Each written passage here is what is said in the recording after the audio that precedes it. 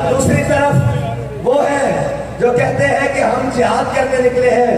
ہم جناب جنگ آزادی لڑنے کے لیے، آزادی کی جنگ لڑنے کے لیے نکلے ہیں۔ میں نے کہا نچن والی دے پترا بھی کبھی آزادی نہیں لڑی۔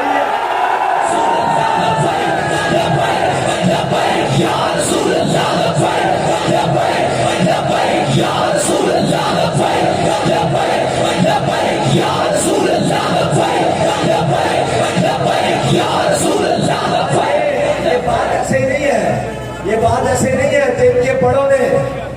انگریزوں سے جاگیریں حاصل کی ہوں، جن کے بڑوں نے جنگ آزادی کے مجاہدین کی لسٹیں انگریزوں کو مخبریاں کر کے دی ہوں، ان کی اولادیں کبھی آزادی کی جنگ لڑ سکتی ہیں؟ آزادی کی جنگ وہ لڑیں گے